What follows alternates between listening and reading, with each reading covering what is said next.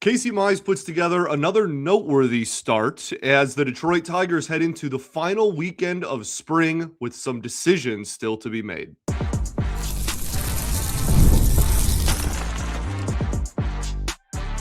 You are Locked On Tigers, your daily Detroit Tigers podcast. Part of the Locked On Podcast Network, your team every day.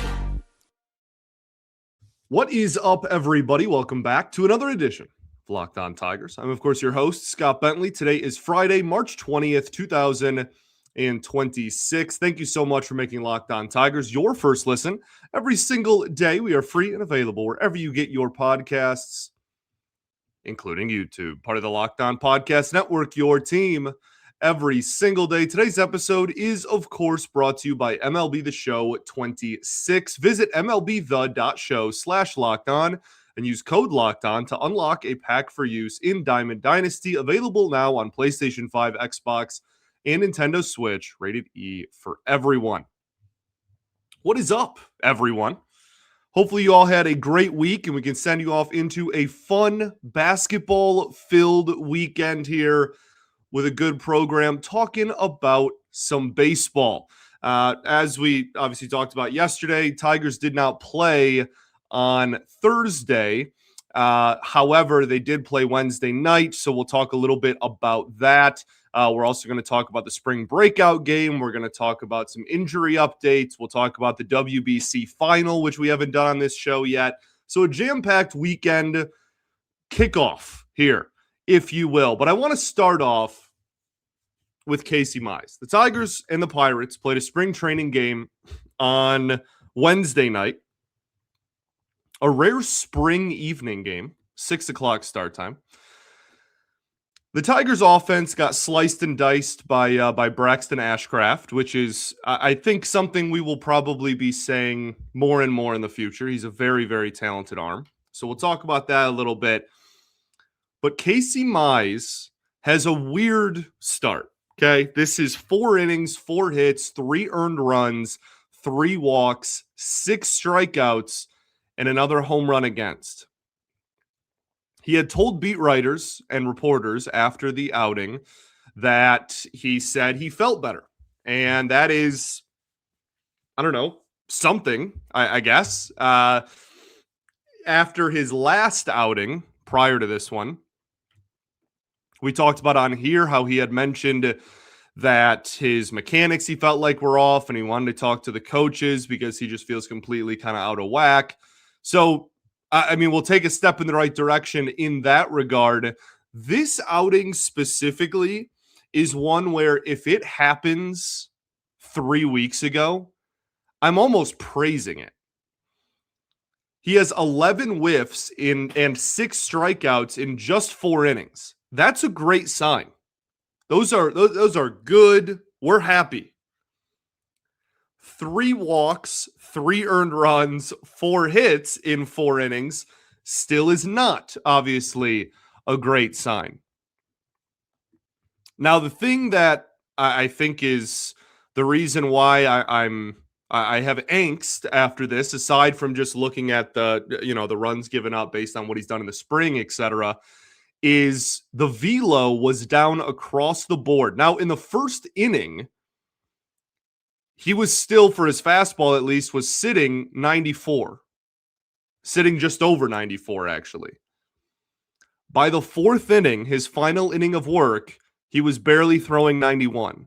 So, like, it's a weird situation, man. It really is. It is, like, he got the swing and miss. 11 whiffs in 4 innings is great. 6 strikeouts in 4 innings is fantastic. But when they did hit the ball, they almost all did damage. And there were still control problems. 3 walks in 4 innings is not good at all. So it's just a really weird outing. And if it's his last start of the spring, it's a really weird note and kind of an eerie note to end on.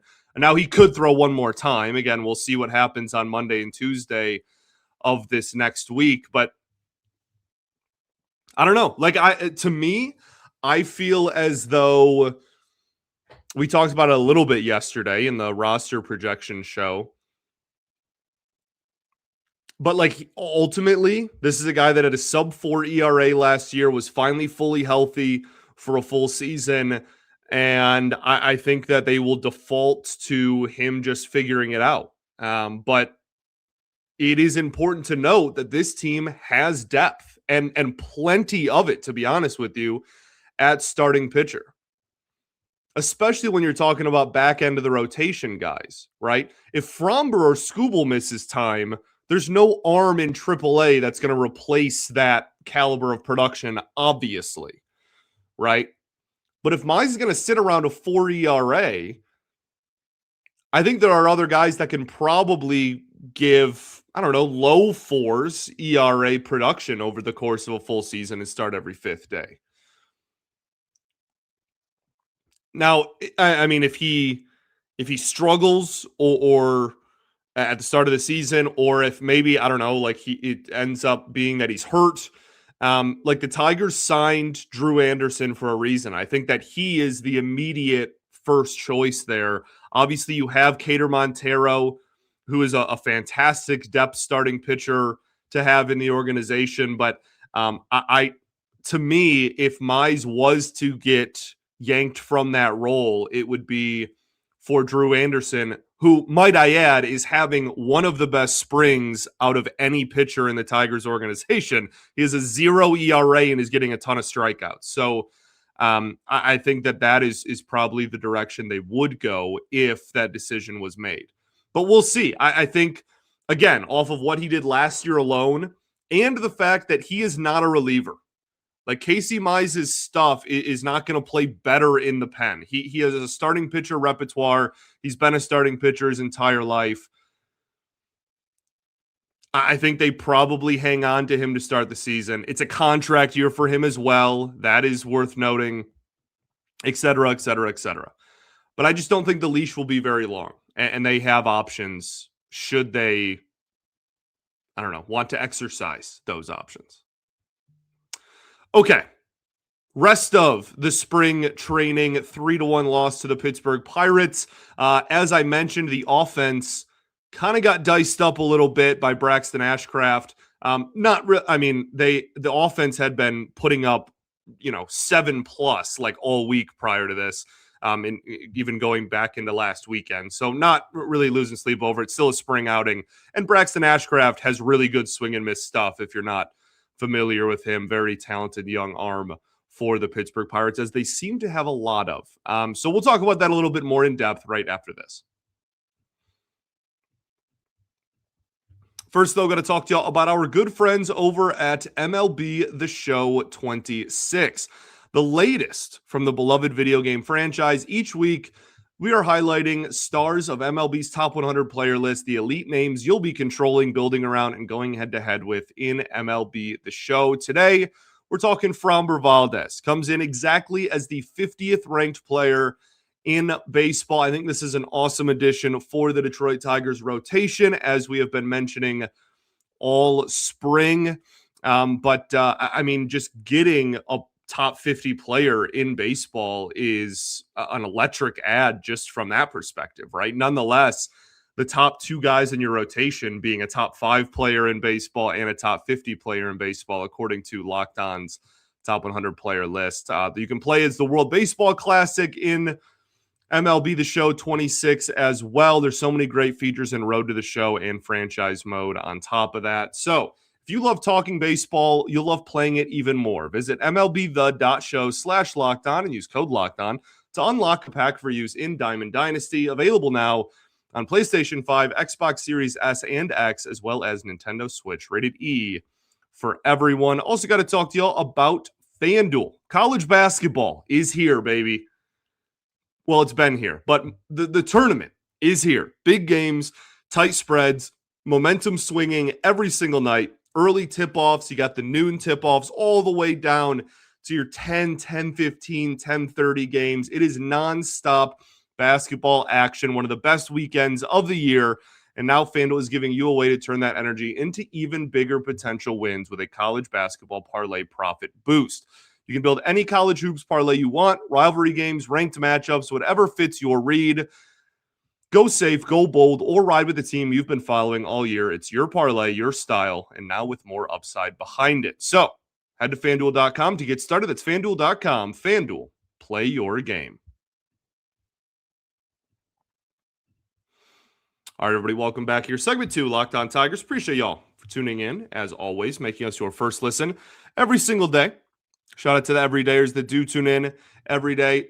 And we will, of course, be back on Monday recapping the weekend that is. So thanks for making Locked On the #1 sports podcast network.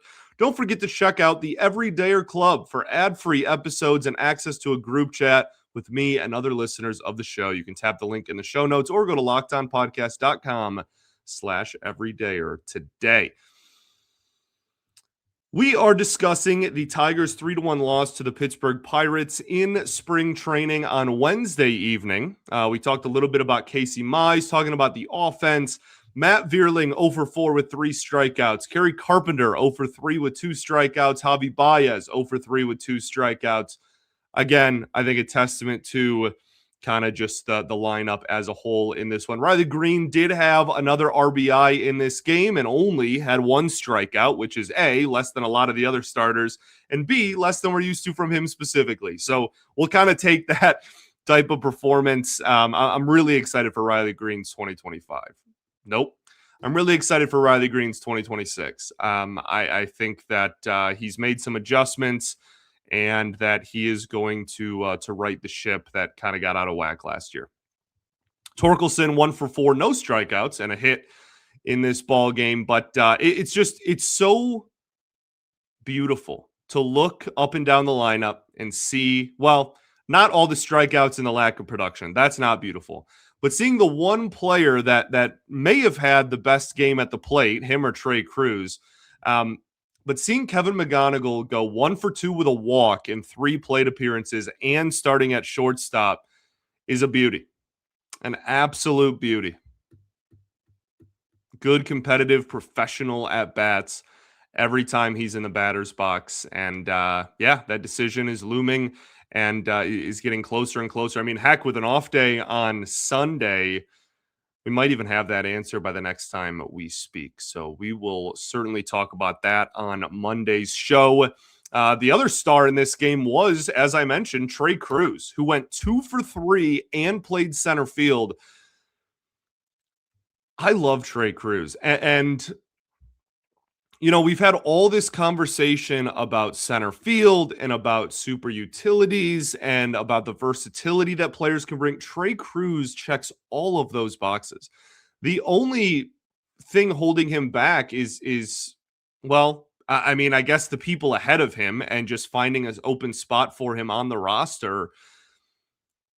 But it's just confidence that the organization has that he's going to be able to hit at the major league level. And he has hit pretty darn well this spring. Fast switch hitter, plays 7 maybe different positions and plays up the middle, plays the premier decisions, the premier positions rather, very well. He's an asset. I can almost promise you, barring injury, he will be in Detroit at some point this season. I just think on opening day, they're going to go with what they know. Other pitching in this game, Sean Gunther, 1 inning, 2 hits, 2 strikeouts. I think he has a 0 ERA on the spring, so good for him. A guy that I don't expect to make the team out of camp, but I do expect to pitch innings for the Tigers this year. He has pitched innings for the Tigers in the past. This year, I don't expect to be any different, but I think Brant Herter, probably the star pitching-wise, 1 2/3, 1 hit, no runs, 2 strikeouts. He, over his last, week and a half, 2 weeks, has been far more productive than he was at the beginning of the spring and more than he was last season with his command issues. Now, he did have that weird stretch where he was walking everybody under the sun, but still wasn't allowing runs. He had a 0 ERA, but got demoted, and everybody was like, what the heck is going on? It's well, he loads the bases every time he's out there. That's not going to last. So I'm hoping that means there's been some mechanical changes to make sure that his windup is just, I think he struggles repeating it maybe over and over again because it's very swinging, kind of rocking the baby to sleep, if you will. So we'll see what happens, but he's at least production-wise and results-wise been a lot better over the last couple of weeks. Okay, want to talk about the prospect breakout game. Now, this game is tonight, Friday, as you listen to this. The Tigers prospects will go up against the Pirates. Did I say? Yeah, Tigers, prospects, Pirates, prospects. I think I said, if I didn't, whatever. Some notable players on the roster for your Detroit Tigers: Bryce Rayner, Max Clark, Chris Rodriguez, Jordan Yost, all will be participating. It's a really fun lineup card. You have Rodriguez there's an argument he is the best international prospect the Tigers have ever signed in terms of just ranking on signing day. So it'll be fun to get to see him on a televised game. Max Clark, we obviously are very familiar with. I think this is his third breakout game in a row. I think he's played in every single spring breakout game for the Detroit Tigers, because this is the third year they're doing it. And I'm if I'm not mistaken, he's been in all of them. He should get like his number retired on the field where they play the spring breakout game. Absolute legend. So that's cool. Obviously hoping that all these guys have good games and can kind of, make more of a name for themselves. Bryce Rayner, I'm just excited to see play organized baseball. I mean, golly, he's been hurt for so long and was so good. Like, legitimately, people were talking about, like, this guy's going to be one of the best prospects in baseball in about a year's time. And then he got hurt and missed the rest of the year. So, I think that most people are just excited to see what he looks like. We saw some wild mechanical changes from him in the backfields on some videos. So we'll see if those are here to stay or just some adjustments that he was making. Regardless, just really pumped to see him on a baseball field playing a real game. And then Jordan Yost, we talked about him earlier in the week, hit a grand slam in his first at bat in an Old English D on, about a week ago. So, it'll be fun. Former first-round pick just in the most recent draft for the Tigers. So a lot of big names for Detroit all participating in this game. Should be a fun event. I cannot express how great of an idea this is for Major League Baseball. The one thing that for many years kind of held baseball back was the fact that in its draft for every other sport, maybe not hockey, but for mostly every other sport, if you're getting taken, especially in the first round, you are playing meaningful minutes for your team immediately, right? And so that was just not a thing with baseball. Even if you're the number one overall pick, you're not going straight to the show. And so that was something that kind of held it back in terms of, getting marketing players and getting notoriety from players and whatnot.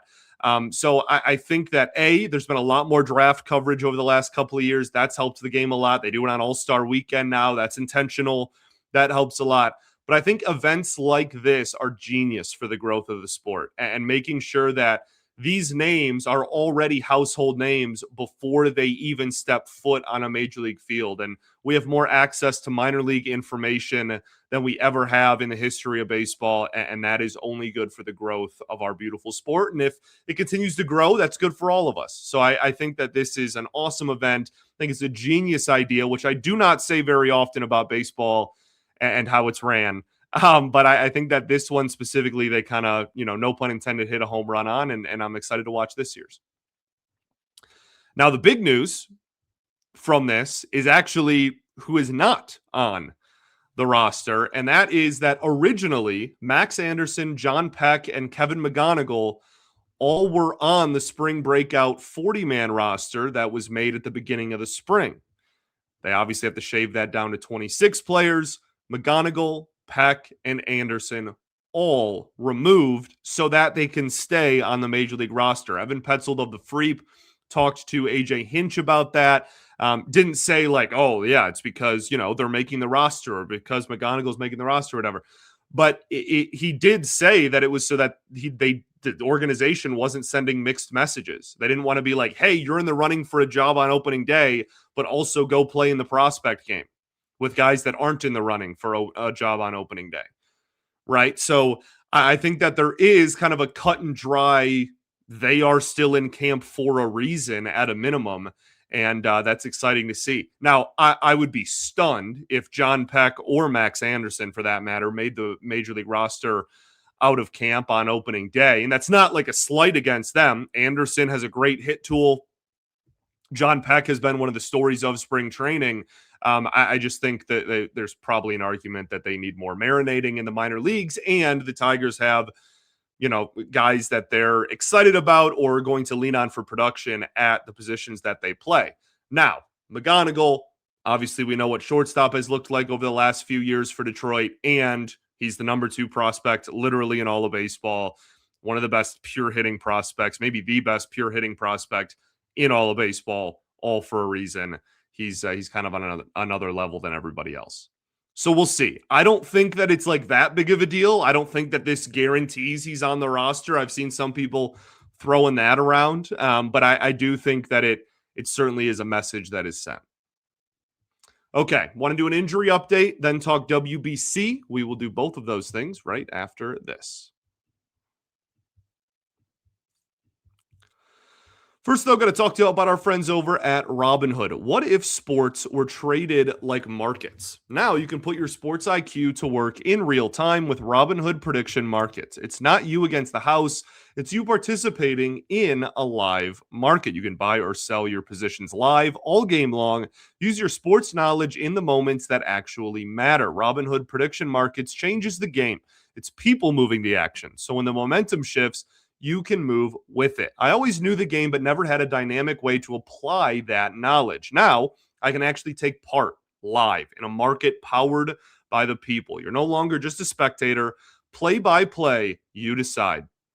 Trade every play with Robinhood, now available across the U.S. Download the Robinhood app now to begin. Futures and cleared swaps trading involves significant risk and is not appropriate for everyone. Event contracts are offered by Robinhood Derivatives LLC, a registered futures commissions merchant and swaps firm. Also got to talk to y'all about Indeed. Workplace chaos, deadlines stacking up, inbox overflowing, and the one position you have to fill is still just sitting open. When the pressure's on and you need the right hire, this is a job for Indeed sponsored jobs. Indeed sponsored jobs help you reach the people who actually fit what you're looking for: skills, experience, location. So you're not just hoping that the right candidate happens to stumble across your post. Here's a stat that says it all. In the minute I've been talking to you, companies like yours have made 27 hires on Indeed, according to Indeed data worldwide. So spend less time searching and more time actually interviewing candidates who check all of your boxes. Less stress, less time, more results. When you need the right person to cut through the chaos, that's a job for Indeed sponsored jobs. And listeners of this show will get $70 in sponsored jobs credit. So get your job the premium status it deserves at Indeed.com/podcast. Just go to Indeed.com/podcast right now and support our show by saying you heard about it on Indeed. Heard about Indeed on this podcast. Need to hire? That's a job for Indeed sponsored jobs. All right, everybody, welcome back here. Third and final segment, Locked On Tigers. So Jake Rogers on the injury report, a freak accident, apparently. Obviously no video and no one knows exactly how it happened, but apparently was just taking BP in the cages, and freak accident, his bat hit him, his own bat hit him in the head, and he reportedly has a mild concussion. So we'll get the next few days off from spring ball, obviously. Hopefully he's okay. Concussion's always scary, as we well know. But I think there's all the coaches rather seem to believe that he'll be ready for opening day and that it won't hinder that.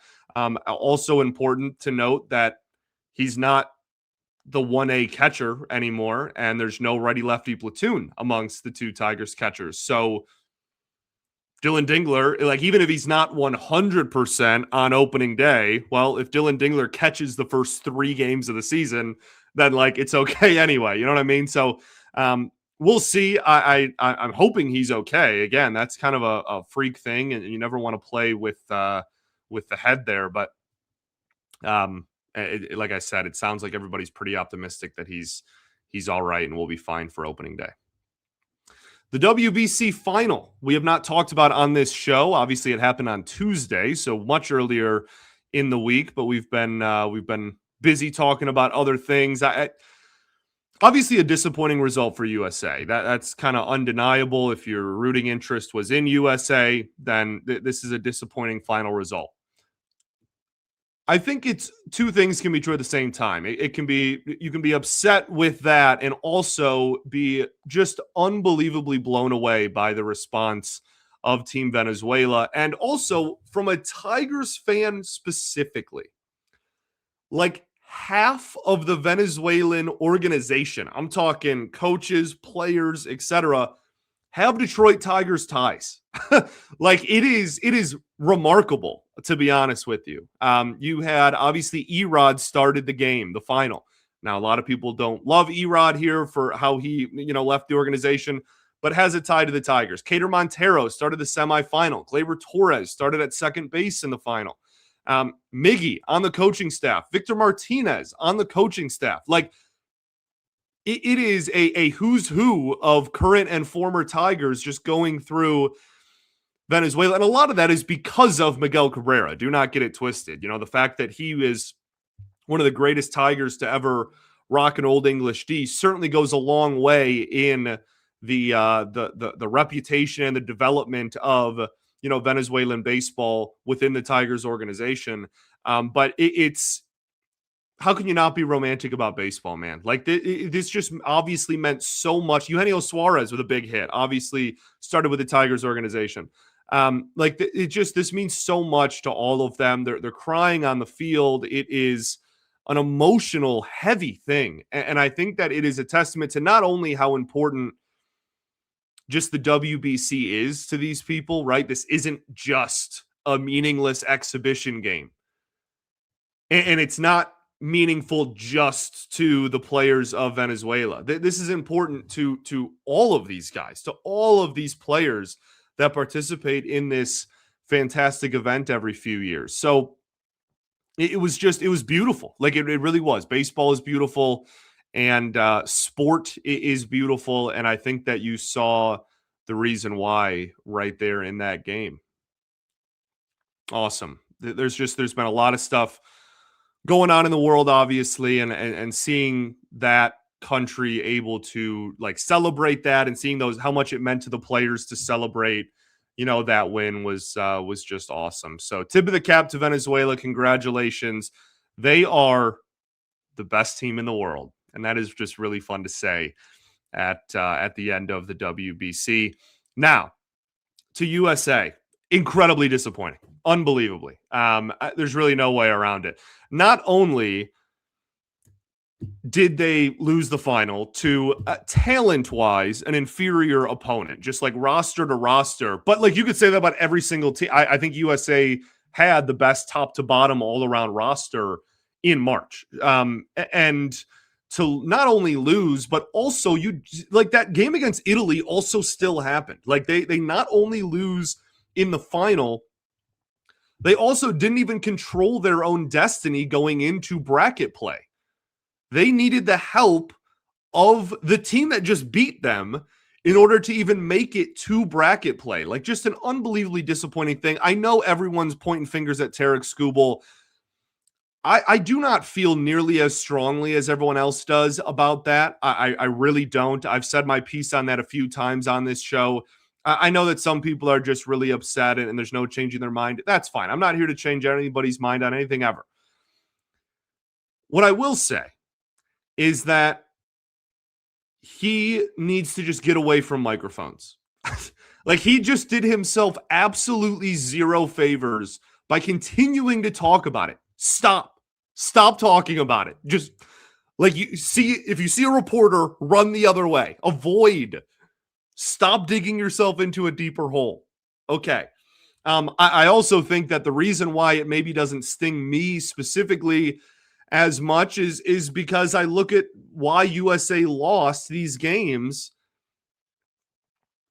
I mean, certainly against Italy, I guess you could argue that, like, I think Skubal should have pitched against Italy. I think that's my biggest point of frustration with this whole thing is not that he only pitched one game. It's that the one game was against Great Britain. Italy Like 7 of their hitters are lefties. It was the perfect matchup. You had it on a platter, and you decided to, pitch against Jazz Chisholm and Great Britain. So, like, that was my frustration. But I think the biggest, again, thing for me in the final was that it wasn't the pitching. McLean was fine. The bullpen was fine. Like, Whitlock gives up the hit there, but like 3 runs against that Venezuelan team is not a bad day at the office for the pitching staff. The offense was not nearly as advertised, and that's start to finish. That's pretty much the entire tournament. So, yeah, you gotta figure it out. I think it starts at the top. I do not want DeRozan. I don't want DeMar DeRozan. I don't want Mark DeRosa back as the manager. To be honest, I have like nothing against him, obviously, personally. I don't know the guy, and he's a great baseball analyst. I grew up watching him on MLB Network. I still do. Great guy. Don't want him manning the dugout for Team USA going forward. Just way too many questionable lineup decisions that he made throughout the entire tournament. And they ultimately need more pitching participation, especially in the bullpen. And they need, their hitters to, like, what else do you say? Like, they had a top 2 lineup in the world and just couldn't really hit much. That's I don't know, get better players. They had almost all the best hitters in for Americans. Like, they did. They can't really do too much. Manager, anybody really can't do much beside the players for just living up to that. So we'll see. Now, the cool thing is there's a lot of talks about baseball in the 2028 Olympics.